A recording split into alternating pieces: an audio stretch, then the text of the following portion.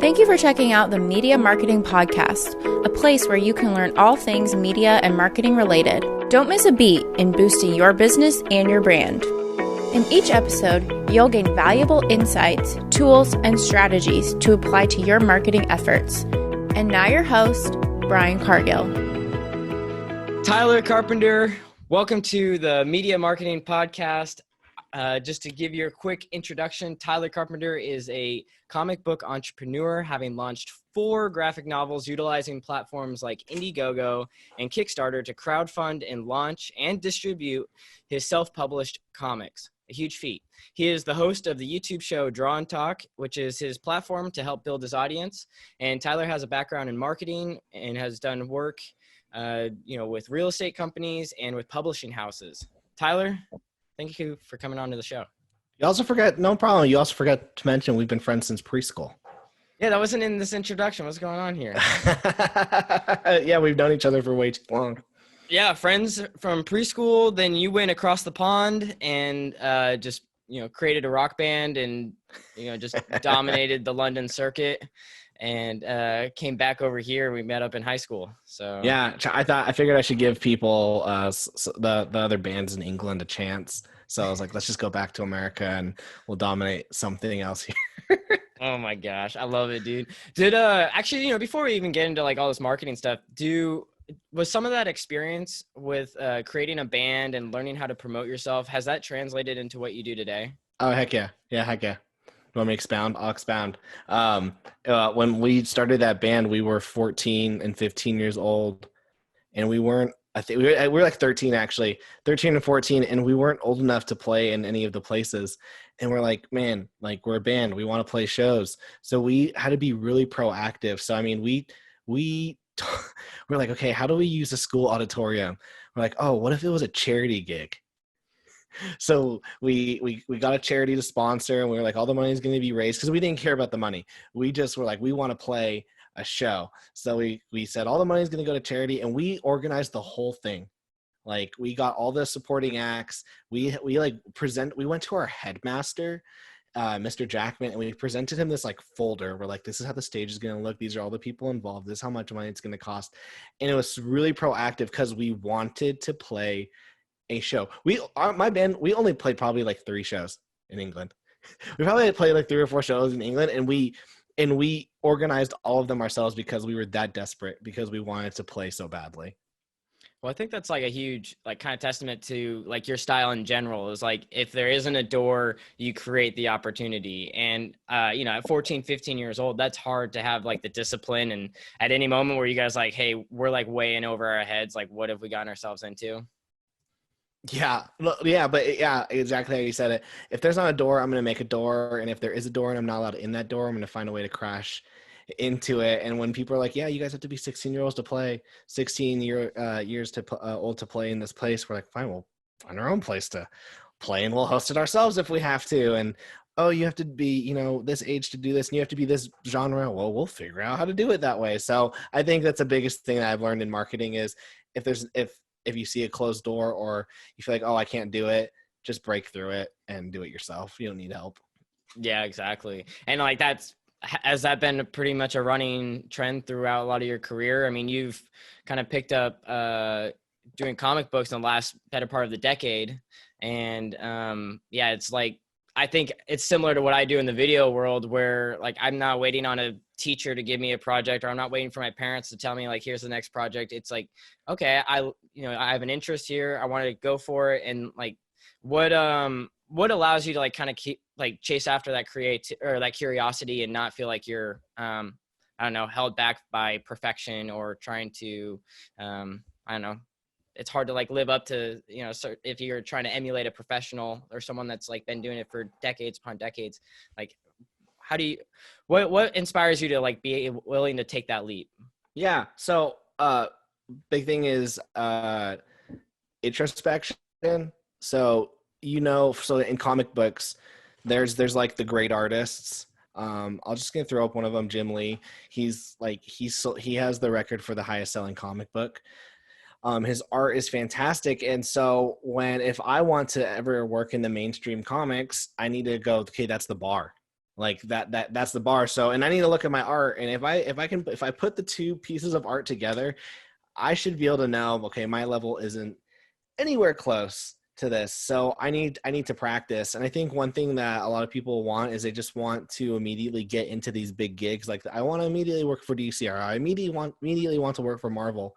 Or if you're like a videographer or photographer, you go, I immediately want to work with these brand deals.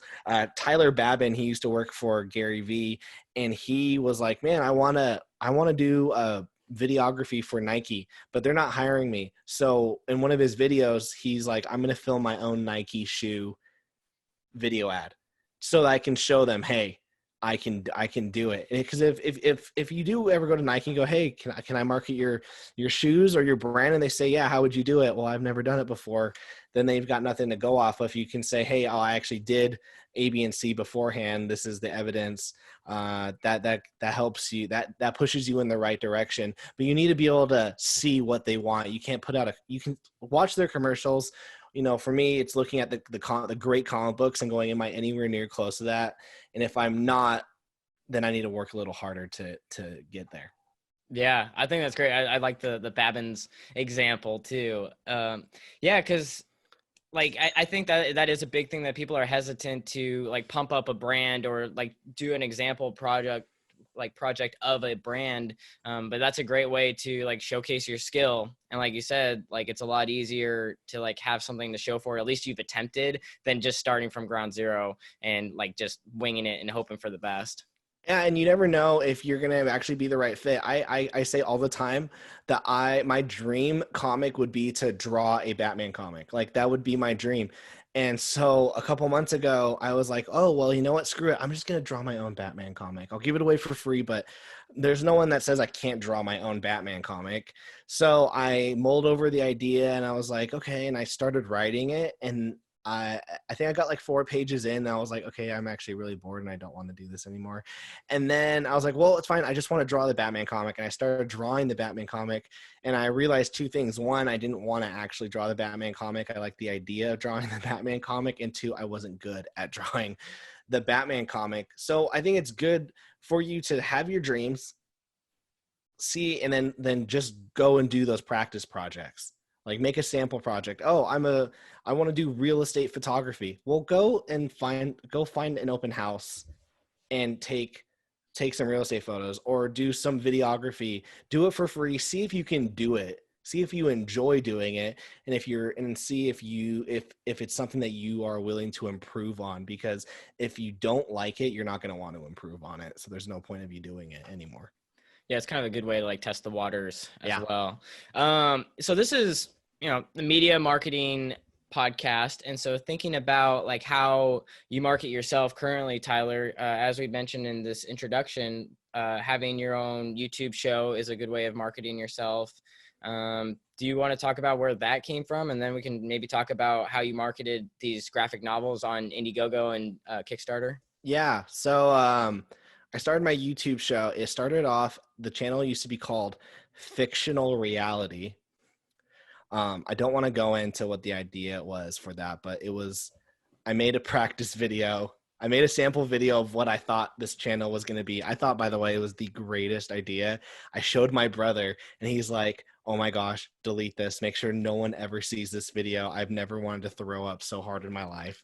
So we put the video somewhere in some hard drive that I hope no one ever sees. So I started thinking, okay, what can I do? And I was making comics, and I realized that there wasn't a comic book page at the time that I could find where I had all these questions. How do you color a comic? Or how do you write a comic? Or how do you find a printer? How do you collaborate with artists? And I was like, there's not a YouTube page that's really doing this right now to the level that I want.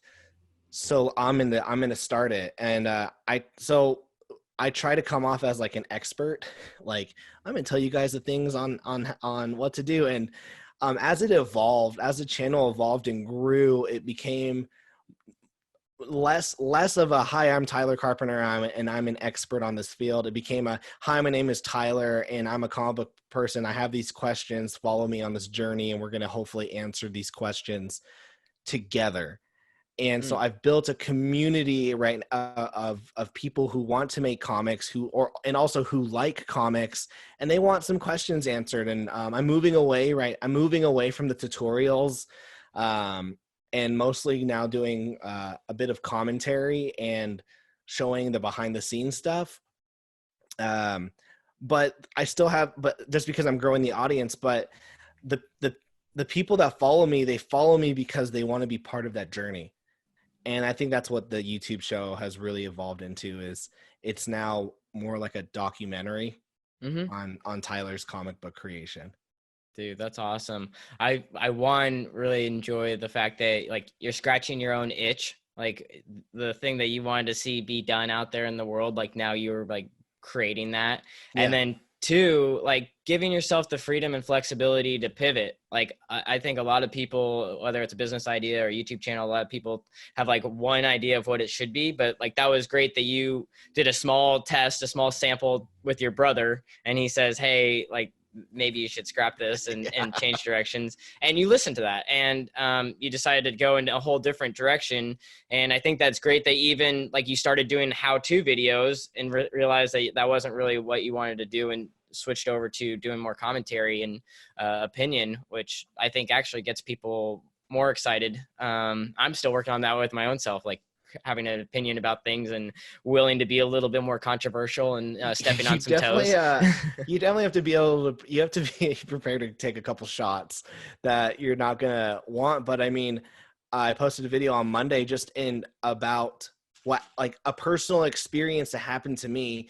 And I had 400 people watch it and be like, I'm with you, Tyler.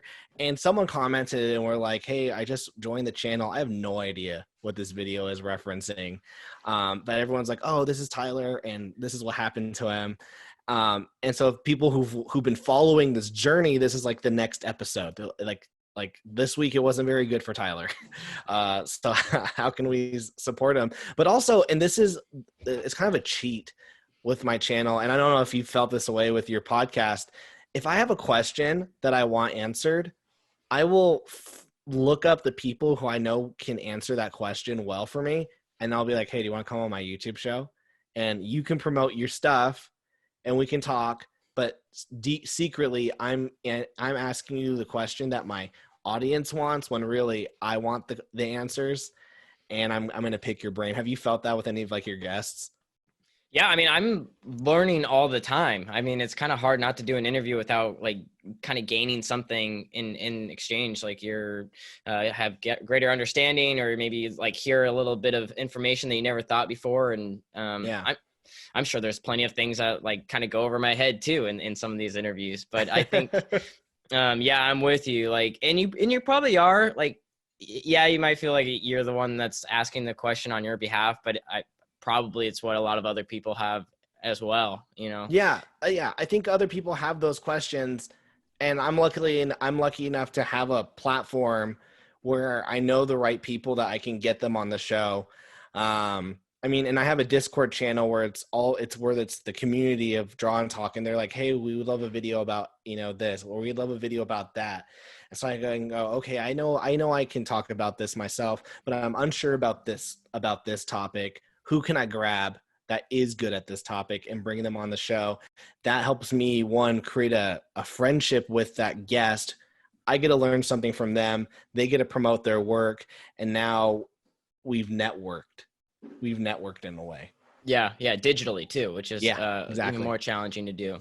You talk about like this journey, and you use journey as like one word as like the summarize it all, but you've been working at this for many, many years. And I think a lot of times, at least when I work with people, they think marketing is just kind of like, oh, I'm going to create one video or I'm going to do one advertisement and that's going to solve all my problems. And it's like, no, you really do have to kind of build up this, not machine, but you have to build up this brand and this idea of who you are, which has been kind of an interesting journey for yourself. It's been fun watching you along the way, and you've done a good job of building community. I think that's what a lot of brands struggle with is like, you have a Discord channel, you have a Facebook group, and do you poll this community? Like how do you create that engagement? Are people just asking you questions at this stage, or do you actively, send out an open-ended question to a little bit of both. I mean, I'm mainly active on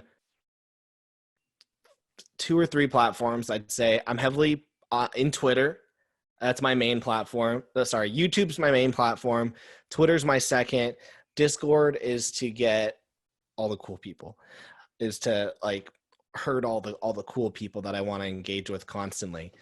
And so I'll pull them on like, hey, what do you think about this? So for example, and I was an idiot because I put out my book on Kickstarter, and then I pulled like, do you guys want Kickstarter or Indiegogo? And most of them were like Indiegogo. And I was like, why didn't I ask this before I launched the book on Kickstarter? It didn't matter. Like everything still worked out. But I'll pull them like, hey, who should we have on the show? What are some questions? And luckily also I have moderators in my Discord. How did that come about? I had a guy who followed the channel. His name is, I only know him by his screen name. His name is Ichthus. And he watched the channel for like a year and finally was like, hey, Tyler, he messaged me one day. He's like, hey, Tyler, do you have a Discord? And I was like, I have no idea what Discord is. And he said, if I make it for you, if you create an account and give me the login and make me a moderator, I'll create a Discord for you. And I said, okay, I don't know what that is, but made an account and he built this out. And on the YouTube, we launched, and then on YouTube, I brought him on the show. We launched the Discord. We had like 200 people join the first night. And then so on like Friday nights, they do a hangout stream where all like the Draw and Talk community hang out. I'm never there. I'm not there. They do challenges on Wednesdays. I'm not there. Not saying that I don't want to be there, but I don't have the time. I'm doing other things. Well, you just recently have a kid, and you full-time job. Yeah, a lot of things going on. But I've got my moderators who are fostering this community. So it's kind of like building upon itself. Like, are you able to pinpoint it to like one specific thing, or like how did you create this engagement, or how did you get people on board? Do you think it was like you being vulnerable through all of the content that you create? Like, I feel like you're very raw and authentic with how you present yourself. Do you have any ideas? I think I'll do videos where I'll be like, hey, I never try to come off as an expert. I think I did a video where I was like, my comic failed. I needed to make X amount of money. I only made this. And these are all the things I did wrong. And that video has people go, oh, like he's being honest with us that he had these goals, he didn't reach it. So I think I do have some sort of relatability. I mean, the channel knows that I have a wife. They know that I have a kid. They know that I have a day job. And they know that I'm just trying to find time to do all of this stuff. And I mean, I've got really awesome people who constantly watch the show every night. I mean, I had 30 people live tonight the whole time while watching it, and we'll get a couple hundred later tonight. But you're not just having people tuning in and watching, like people are actually posting in the message boards, which I think a lot of brands, they don't get that. Like people will watch, or maybe they'll like kind of like it, but that's true. So having people take action is always looks good for algorithms, and just, I don't know, it's good for your overall so I guess brand. We fostered a community of people with like-minded beliefs. So the Discord is people who love comics, who love pop culture, and for some of them it's making. So I mean, some of these people, like someone just posted, hey guys, I'm working on 1,000 days to build a habit to draw every day. So hopefully in 1,000 days I'll have drawn every single day. And there's like all these comments saying good luck, like make it happen. Awesome. We're here for you. And so I use the platform to just be like on every Monday, Tuesday, and Thursday, I go, hey guys, there's a new video, and I'll post it up. But I give people the opportunity to share their art. So I'll be like, hey guys, today we're going to share our art, and they show me all the art, and everyone can critique it. And there's a self-promotion section. So people join our community because they know that it's a safe space to share their own creations, and they know that we're gonna help promote it. I do an open mic night every now and then on the channel, and it'll get them coming in, and I'll be like, hey, for 5 minutes, tell us who you are, tell us about your comic. It's free promotion, and then we kick them out and we have someone else do it. So yeah, I think what I've done, and I'm still always trying to get better, but is foster community of people. I mean, that last video where I talked about how I got banned from that Facebook group, I had like 100 people comment like, "That's jacked up, Tyler. I'm with you," and that meant a lot to me. A big thank you to our sponsors over at songtub.com. That's right, song or music and a tub, like a bath, but more fun to say. Tub. Anyway, you can check out Songtub's website for any of your music needs. In fact, the song playing in the background right now is from Songtub. So why pick them over anyone else? Well, they curate the music. And I know the guys, so that means I know that they're selecting great music for your project. A lot of other companies will brag about how many songs they have, maybe 100,000, 200,000, maybe even 1 million. But honestly, I don't have time for that. I don't have the time to just sit down and go next, a song not so great, trying to figure out where the best music is. Songtub.com, great place to get your music. And now I'm excited to offer you the first month for free if you go to songtub.com/pro, P-R-O, and we have a promo code for you. Yes, that's right, my name, your host, Brian, B-R-Y-A-N, and that will give you your first month free to have access to a huge music library that you can use towards your next video project, podcast, or any of your general audio needs. Anyway, back to the show.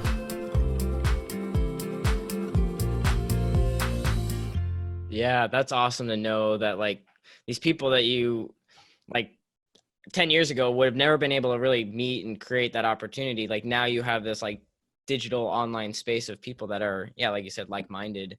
And I think, maybe we'll title this one like highlighting your failures or something, but I think that there's something to it. Like, so those videos that when you're highlighting things that don't go well actually perform better than when you're talking about like, the top 3 tips of why I was successful with this, Indiegogo campaign.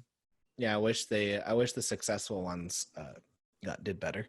But yeah, I think people want to see that it's hard, that not everyone, because I mean with social media, I hate Instagram. I'm never on Instagram, just because everyone has a better life than me, I guess. Everyone's hanging out on the beach and has a way nicer butt than I do. And so I just get jealous. So I'm never on Instagram because I'm someone who, because everyone's posting their best life.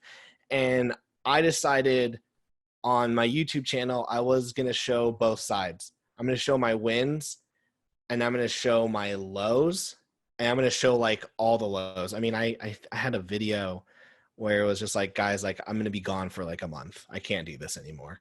And everyone was like, hey, we'll be here when you come back. Wow. And stuff. And they were really supportive. I did a video where I was like, hey, so-and-so like was really rude to me and I broke this relationship. I ruined a networking opportunity.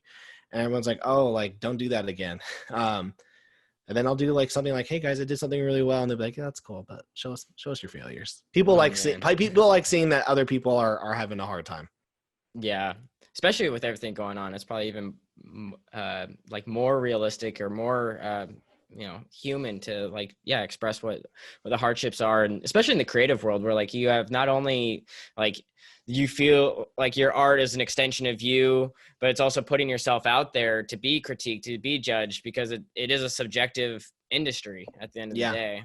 And I think people also follow because, I mean, most people aren't doing this full time, aren't doing their hobbies full time, their hobbies. So they're like, okay, how do I do this? How do I make the time to do my hobbies? And then better yet, is there a way for me to monetize it? Let me follow this Tyler guy. Somehow with a full-time job, being married and having a baby, he's able to figure out how to do this hobby and make time for it. Maybe he'll share how he does that. And then he'll bring on guests on his show and they'll show how to monetize it. And I can learn from that. Because there are some videos where I go, I think I just created competition. I think some of my viewers are going to become my competition, but there's no such thing as competition when it comes to the arts. Sometimes. I remember you kind of saying that, where you're like doing these how-to videos, but you're teaching people how to do the things that you do. So then you're like, but I'm with you. Man. Well, I think, kind of changing gears here, or, within the similar vein, how has that community of like Discord and YouTube, how has that helped with the publication or the release of your graphic novels on these independent platforms? Yeah. So, YouTube is a really good place because it has what I believe is a monetizable audience. For the most part, some people's audiences are monetizable, some of them are not. I mean, I have a friend and his audience is very monetizable. I'm talking about, he's like, hey guys, I have a comic book, and like $40,000 in 3 days. My audience isn't necessarily super monetizable, but I mean, that's okay because we're having a good time. My first campaign on Kickstarter did, I think, like $1,700, and it was just enough for me to make the book and then send it out to people. And then the second book, I was able to tap into a different kind of audience, and I made almost $3,000. I know I made like $2,700, and then the third book just didn't do well at all. And that's the one that you made the video about, right? Yeah, and that's the one I made a video where it's like, yeah, I failed and it didn't do as well as I want. Like, we still made the money we needed to and everyone got their book, but it didn't do as well as I wanted. And after that, I did a bunch of videos where I'm like, I don't know if I should do any more campaigns because it just like really hurt me mentally. But I put out my latest book a month ago, and I typically get around 50 to 70 people backing my projects. And I think this time around we had almost 150 people buy the book. And it's my biggest campaign. We almost raised $5,000. I think I attribute it to three things. The success of that, I attribute it to my audience grew, my marketing tactics, and we can go over my marketing tactics because it was very planned. And then three was my product, my business proposition. So most comic books on the scene right now, you're looking at them being around 50 to 60 pages for 20, and it's cost $25 and then $10 in shipping. So you're paying $35 essentially for a 50-page book. And mine was, you're going to get a 130-page book for $20 free shipping. How were you able to pull that off? Here's the thing, Brian. I'm able to pull it off because I'm not a scammer. I know how much it costs to print a book. So these people who are like, it's going to cost me $35 for me to print your book. I'm like, no, it's not. I know what printers you use. I know their prices. Like, you are hoarding. So I chose not to hoard money, and I chose to give my customers the best deal.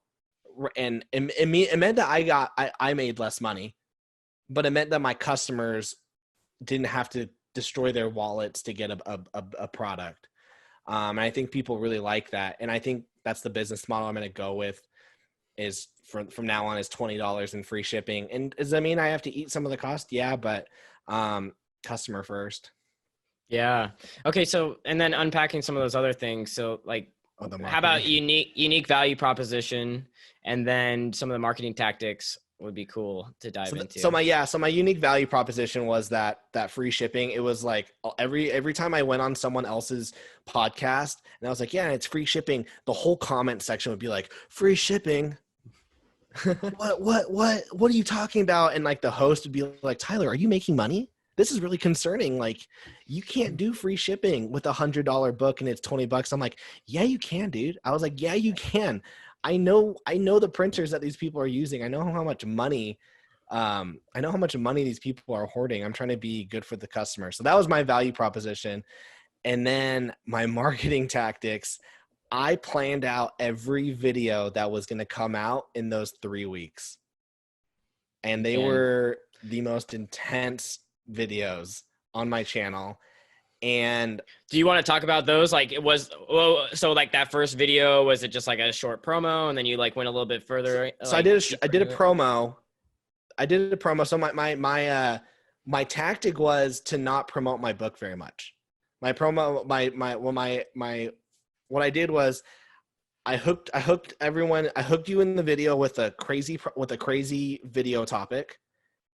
Which was? I then talk about my book for like 60 seconds, and then you watch the video, for the rest of the topic that you want to hear, and then the final 60 seconds is me pitching my book one more time. And so I was like, okay, if I'm going to do it this way, so I'm not constantly begging for money, I've got to come up with the craziest topics that are going to incite emotion in the comic book community. And luckily, like 2 or 3 things happened in the comic book community that really just like worked out for me, that were controversial, that I could give my opinion on. And I got a lot of views on those videos. Wow. So what was that brainstorming process like to come up with those radical, or not controversial, but topics that would stand out in people's minds? Well, they definitely were controversial. So I basically decided I was sticking to the idea of the whole channel used to be, I'm not going to state my opinion on anything because I don't want to alienate anyone. And for me, I kind of realized that no matter what, you're going to not everyone's going to like your product. So it's okay to alienate people. So I decided, okay, you know what? Not everyone's going to like my stuff, but the people who do like my stuff are going to buy my stuff. So I'm going to showcase my opinion. And some people hated my opinion. Hence I got banned from a couple of those Facebook groups. And other people really liked my opinions and they liked my takes on them. So I made a list on my phone. I said, okay, I'm going to talk about this. And I gauged which ones I should do at certain times. And then I also then went on certain people's podcasts I knew would help. And I also had people come on my show that I knew would drive traffic.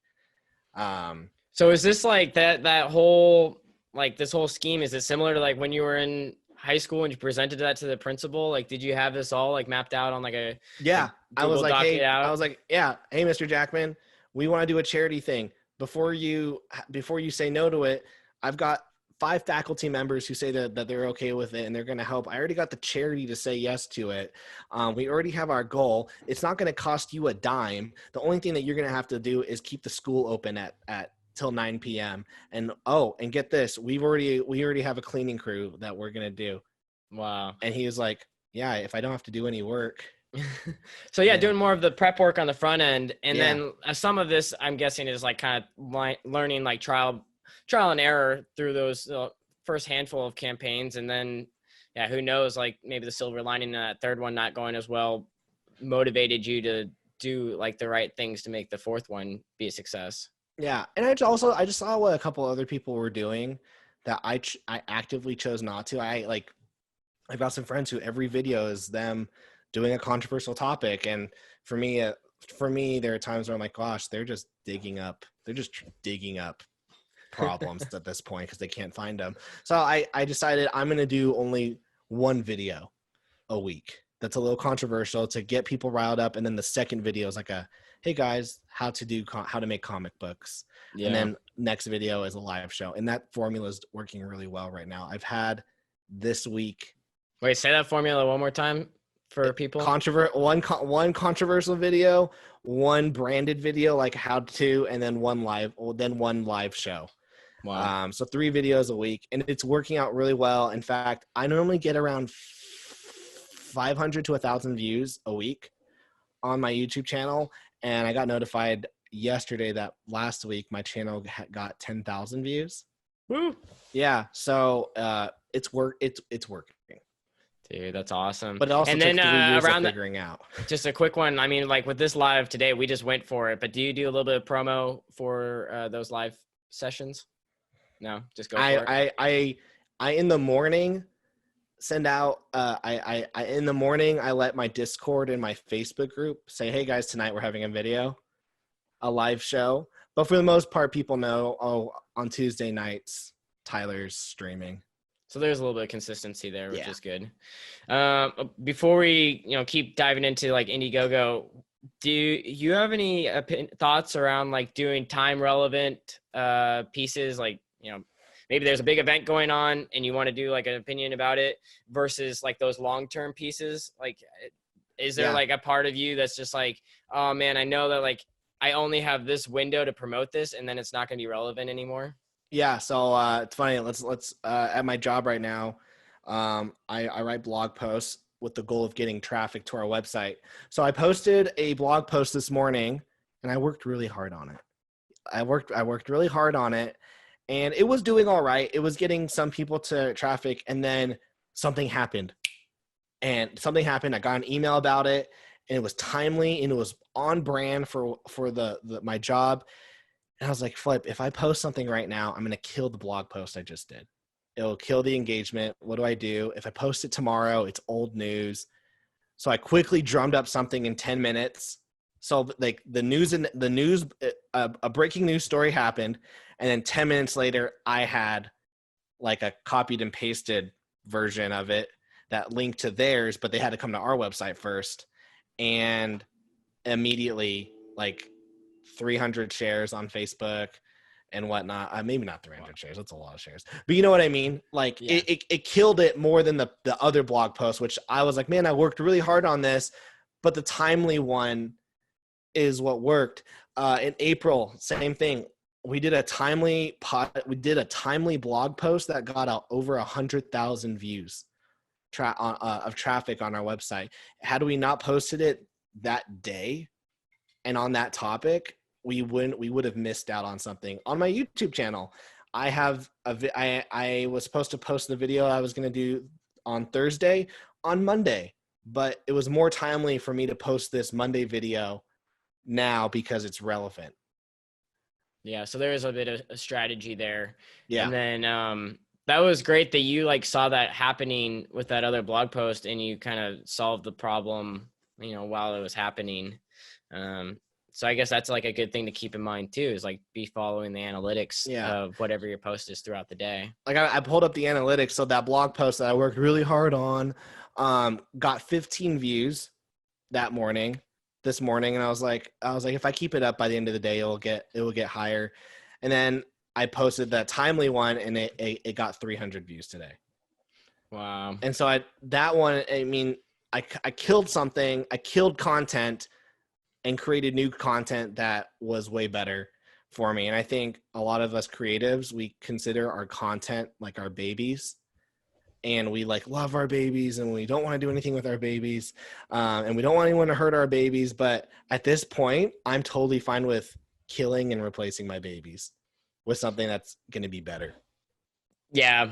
I think that's part of it, is something that I've had to overcome as well. It's just like, if you have a client that says, hey, I don't really like how you did this. And then you're like, well, I put my heart and soul to make that, or I put 10 hours into that little piece.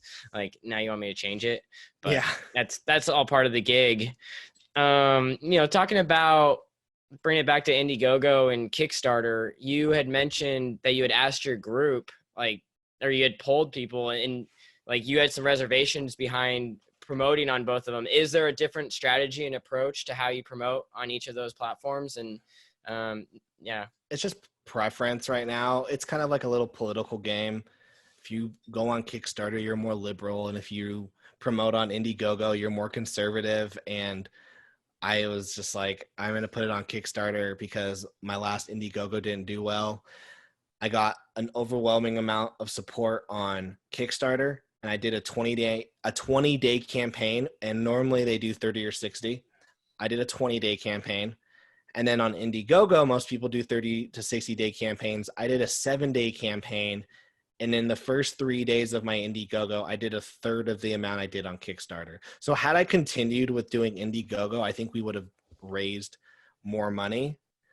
But I was so tired, and I was so tired last month. I was like, I'm just going to do these short campaigns and get this over sometimes with. It's nice to like compress all of that. And who knows, like the timing wise, if that was like last month, I feel like August has been a month where people are been very disconnected from their like computer technology. So maybe you're better off. Crowdfunding is all about urgency. You get the first 48-day backers. You get the first 48 hours of backers, and they're like, you're like hype fans, like, yeah, I backed it. And then after that, you have like the lull period, which is like the majority of the campaign, and then you have the final 3 days, which you'll see a spike. And so I was like, frick, how do I just make this lull period shorter? I was like, okay, if I do a shorter campaign, the lull period is shorter and I can create urgency. So with the 7-day campaign, I said, hey guys, if you want it on Indiegogo, you got 7 days. So figure that out. Cause I'm not extending it. And so people were like, oh, it doesn't give them time to think. They have to go, okay, is this a product I want? If I don't like it, I'm not going to back it. If it is a product I want, I better back it right now. Otherwise it's going away forever. Yeah, that's awesome. And that's great that you like kind of stood behind it too. I know like kind of that scarcity tactic is huge for, you know, getting people to take action in a short amount of time.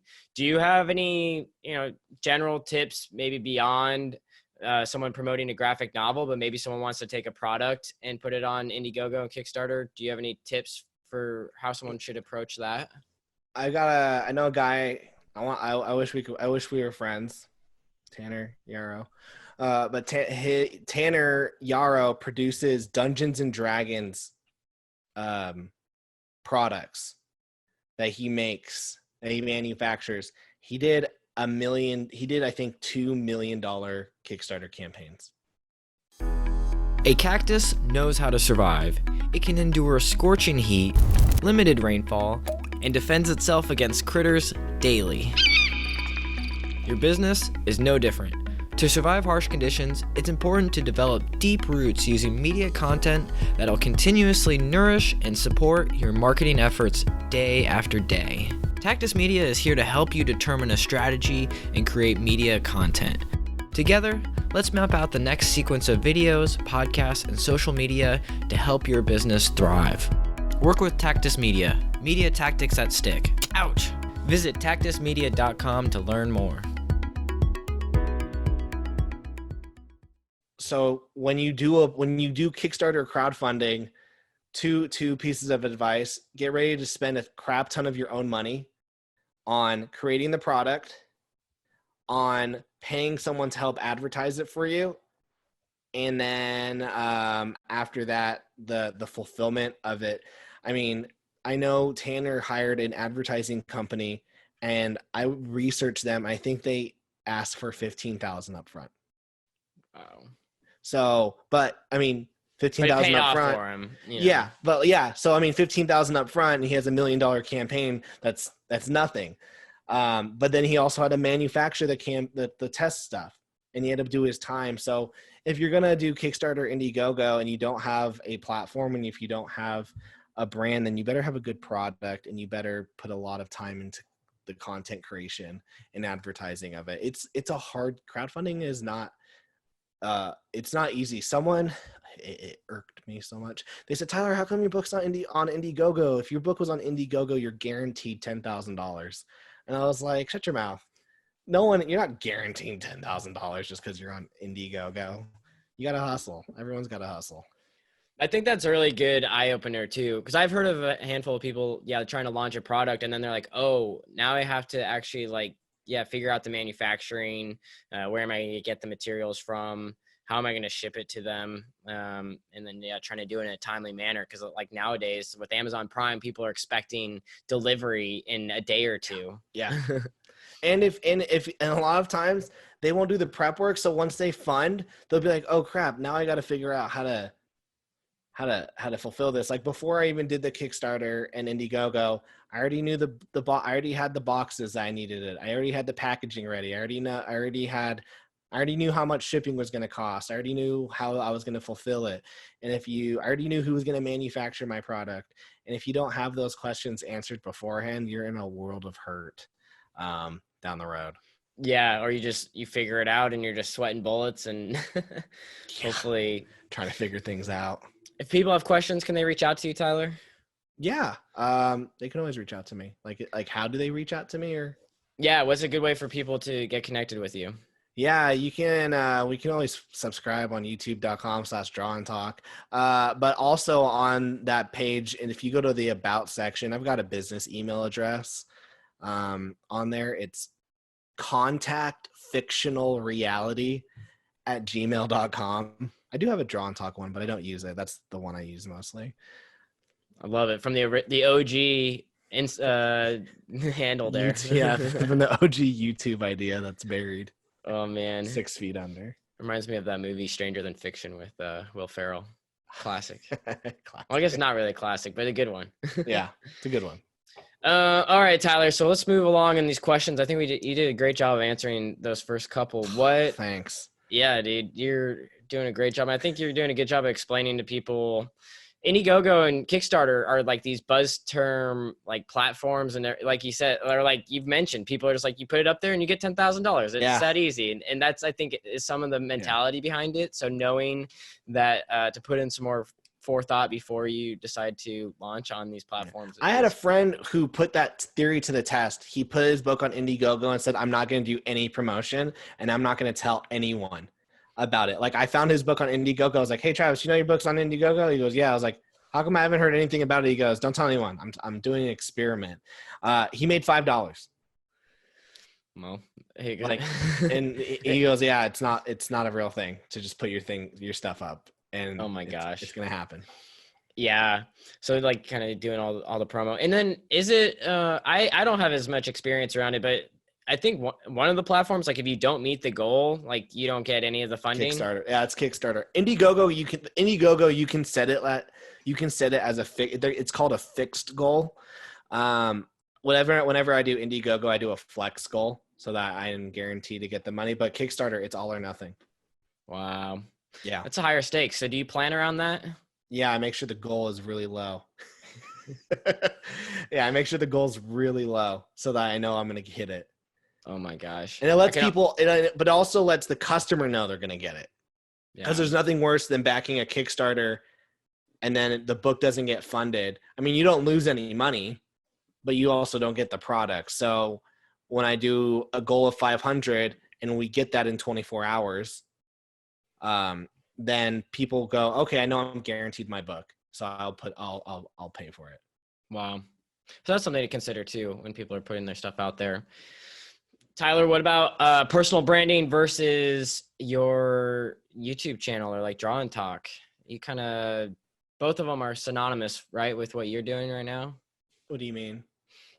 I know a lot of people, when it comes to like how they brand themselves, sometimes they'll separate them out or like, but I feel like I got you. You've like kind of ingrained and like people know like that's what you do is. Yeah. So funny you say that, because I had a brand identity crisis 2 months ago, and I had to have a coming to Jesus moment a couple weeks ago. So everyone in comics has an imprint. So like Marvel Comics, that's an imprint. DC Comics, that's an imprint. My friends who made this comic, their imprint is Atomic Elbow Comics.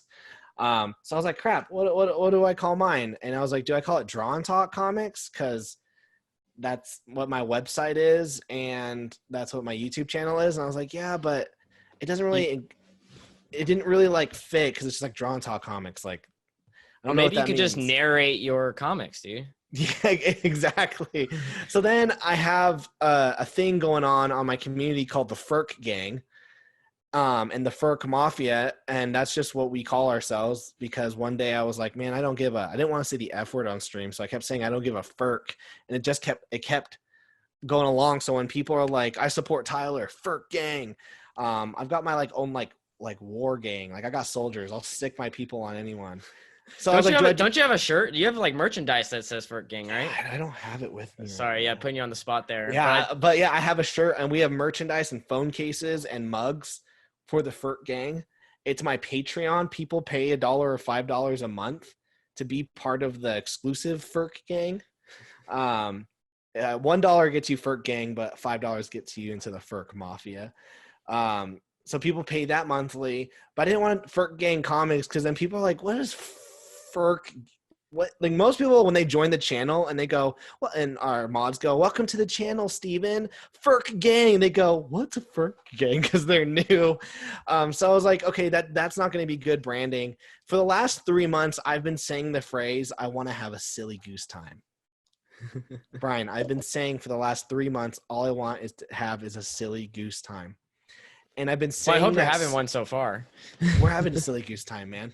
And so I've been saying that so much, and then people, when I go on streams, they go, hey guys, I'm Tyler, and I'm on the stream, and I'm here to have a silly goose time.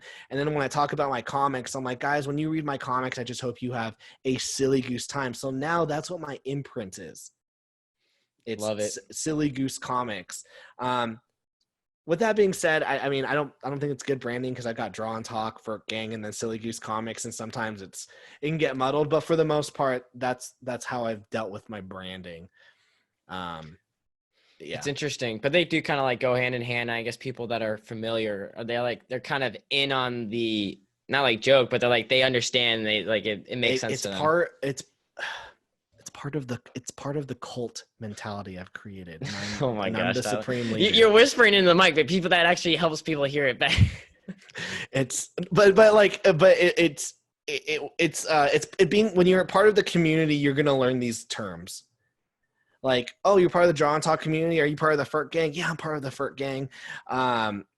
Do you read his comics? Yeah, I always have a silly goose time when I read his comics. So people, it's my way of like, I mean, when you join, I'm a Mormon. We have a ton of lingo that no one understands, and that keeps our religion inclusive. So I did the same thing with the Draw and Talk community. We have our own little lingo that keeps us inclusive. And if you want to know more about it, well, you're just going to have to join.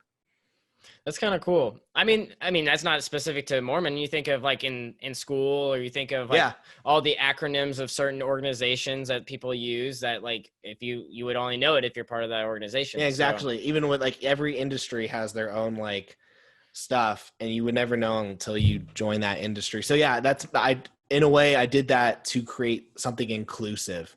I didn't do it on purpose, but it happened. Well, it sounds cool and it's exciting. Like, I think, maybe more brands can experiment and play around with that. Like, make something like a fun catchphrase, or like you have like the FURK Gang, like some kind of squad or a community that people can get behind. Yeah.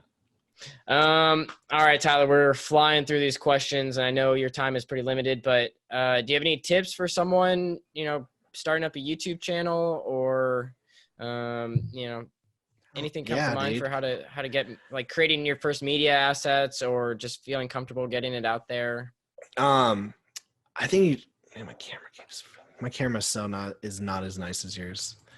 So if you're gonna do a YouTube channel, get a camera like Brian's. Let's start off with that. Now I started off small, man. I had my Canon 60D back in the day. It wouldn't hold up by today's standards. That's funny because I just sold mine. I think last time we talked, I sold mine. No, I actually record a lot of my videos. So I can record most of my videos on my webcam, and then I'm actually really lazy because I have a Canon 80D, and a lot of the times I'll just pull out my iPhone because it can shoot in 1080p. So Tyler, you have the charisma to make any camera work.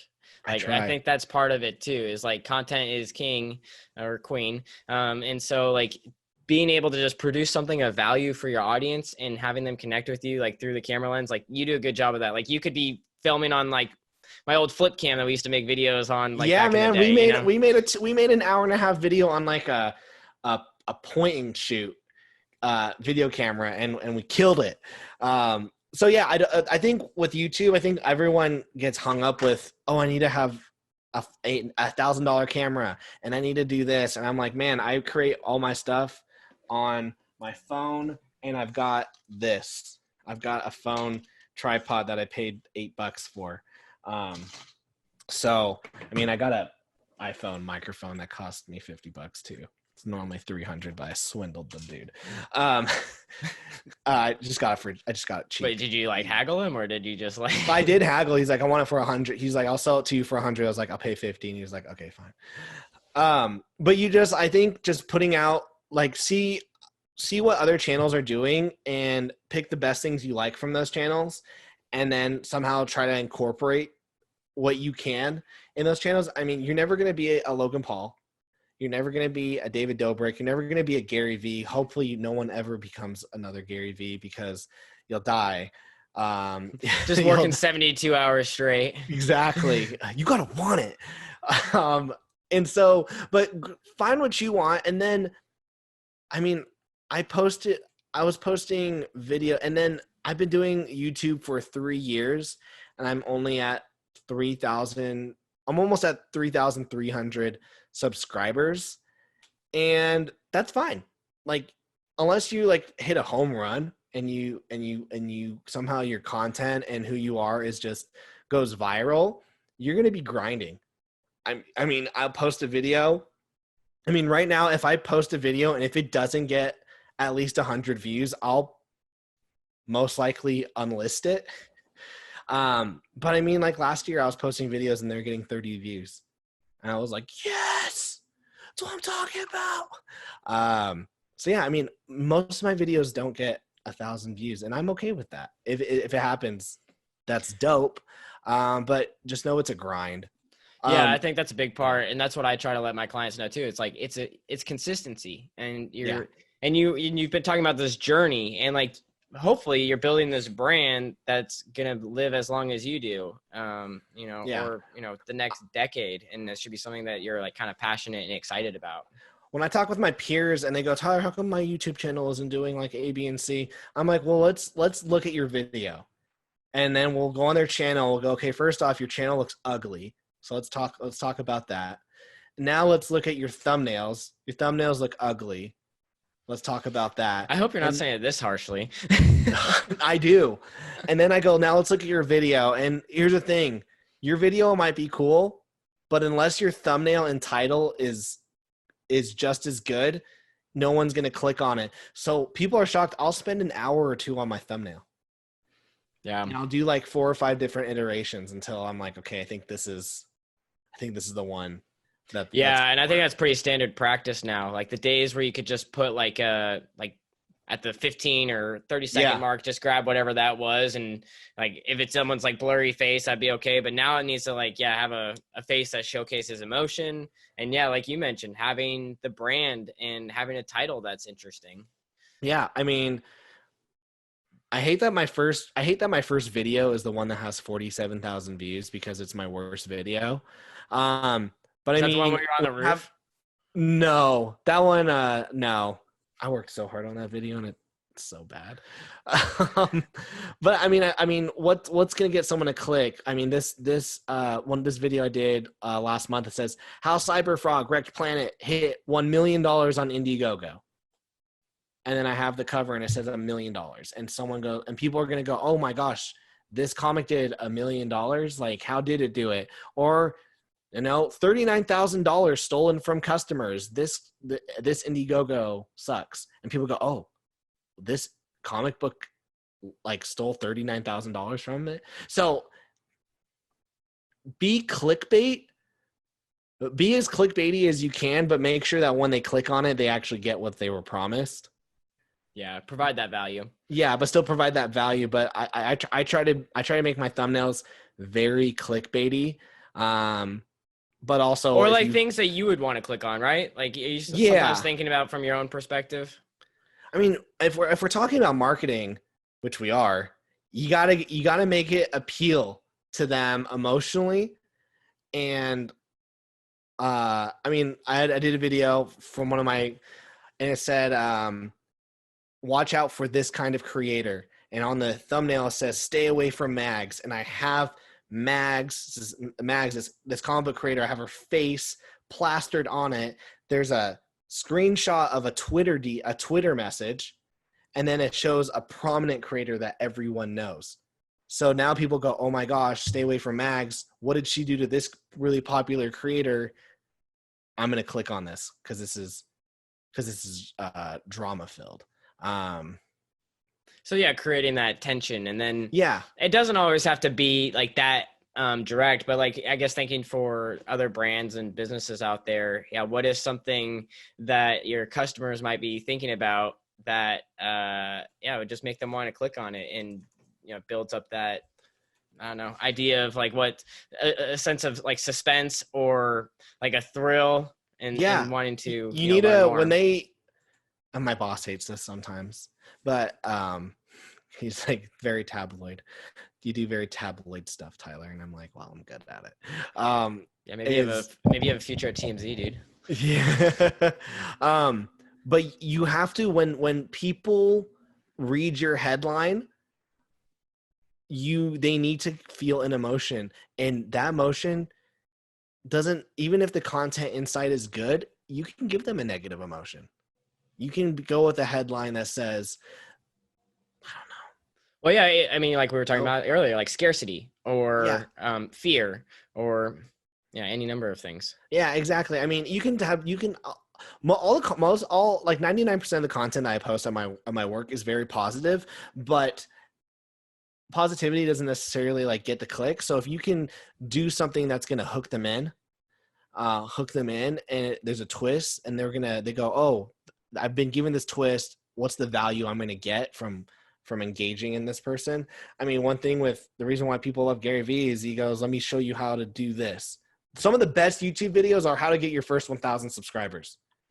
And people go, yeah, I'd love to get my first 1,000 subscribers. And then typically people are like, be consistent, post every day. It's all the same video every time. But that's a title that I've clicked on 1,000 times. I'm hoping for some new advice. I know that's what a lot of that stuff online can be, like people just repackaging what someone else has put together.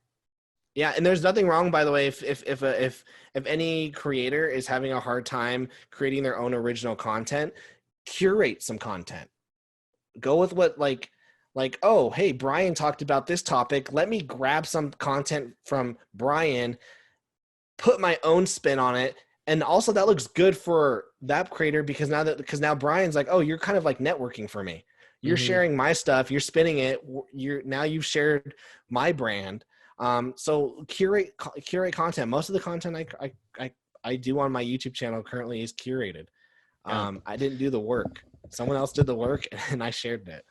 Well, I think that's like, I've heard a lot of success lately of people, pumping up someone else's work, or like the famous, like in Twitter, like retweeting is something that's very underutilized. It's like just retweeting someone else's work and, send some people your way and they're like, oh, okay, this person's engaging with the content. So yeah, exactly.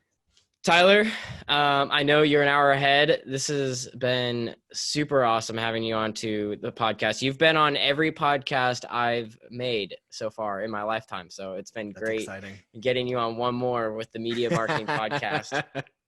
Do you, so for people that want to learn more about Tyler, you can connect with him on your YouTube channel, subscribe and hit the notification bell. Shameless plug there. And at Draw and Talk, you'll find links in the description. You can connect with you on LinkedIn. I'll also put your Instagram handle in there. And then, you mentioned Patreon for a second. Do you want to talk about your Patreon account and what people can get from there? Yeah, it's very exclusive content. So on Patreon, you can pay either $1 a month or $5 a month. It's a subscription fee. And it's basically like my diary right now. I wanted to do so many different things on there, but it was just, you add it might even morph.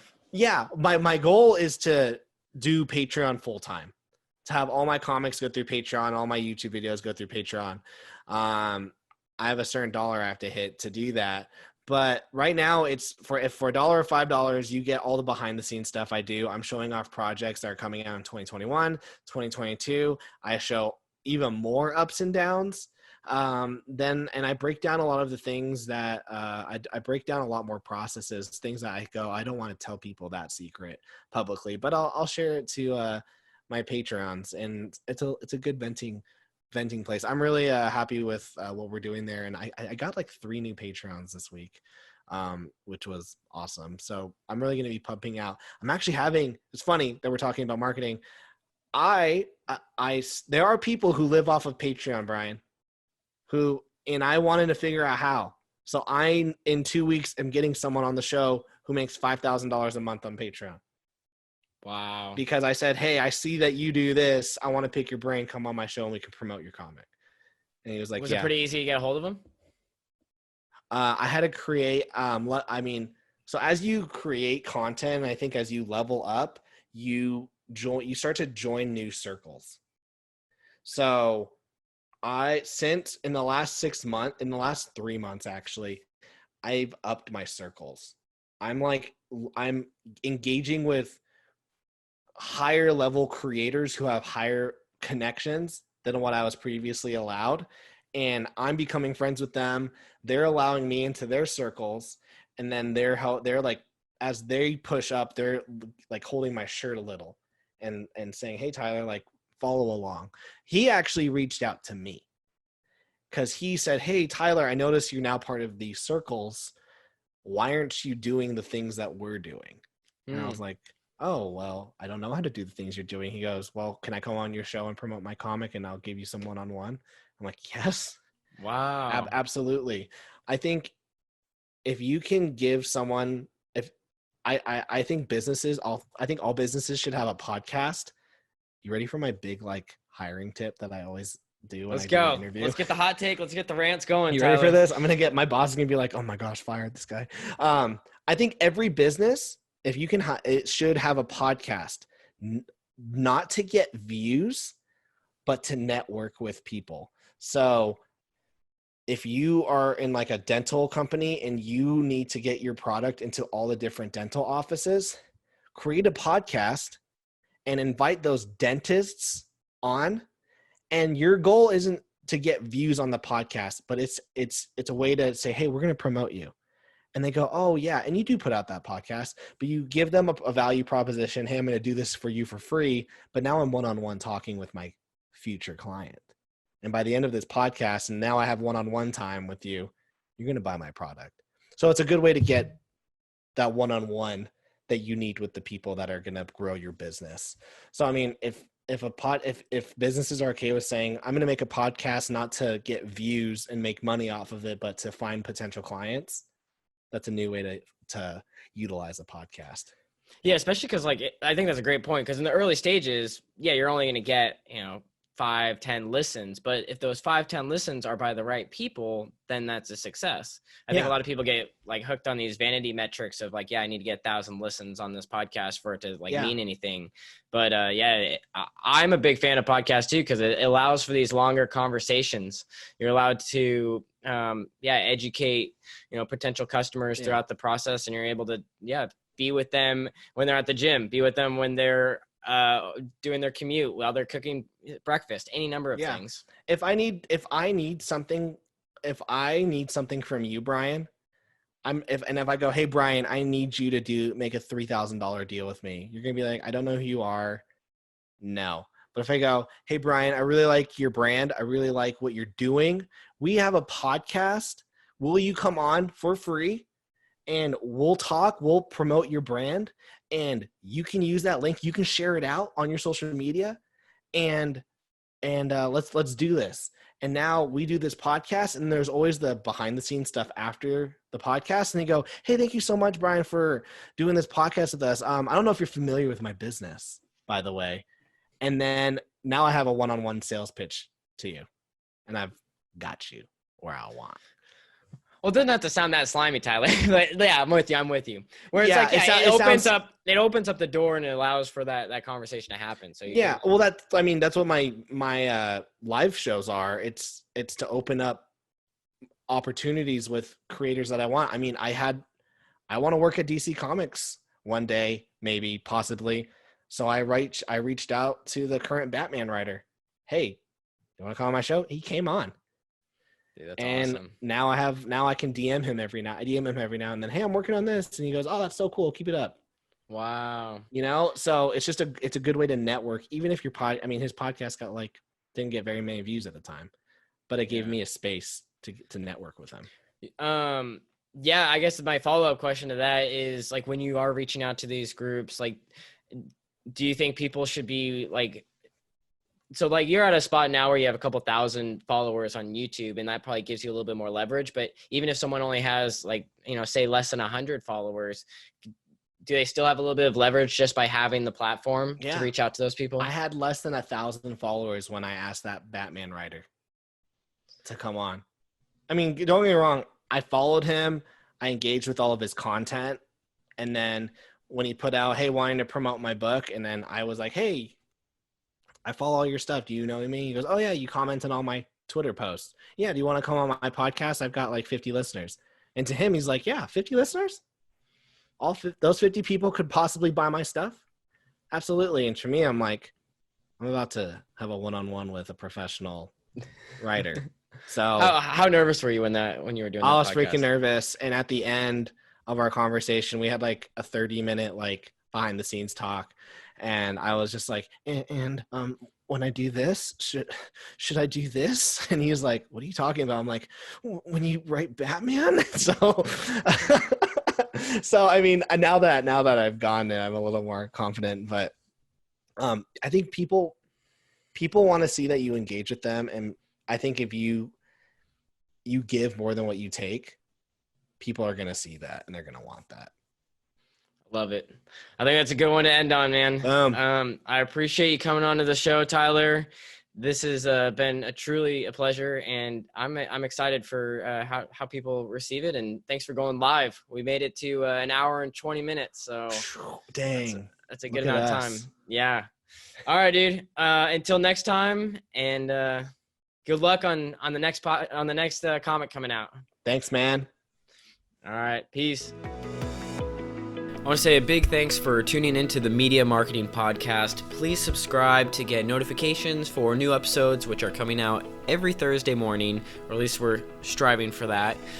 Feel free to visit our Facebook page where you can like and join the media marketing community. This is a good resource for collaborating, sharing ideas with other media creators, marketers, and those just looking to build their network. So until next time.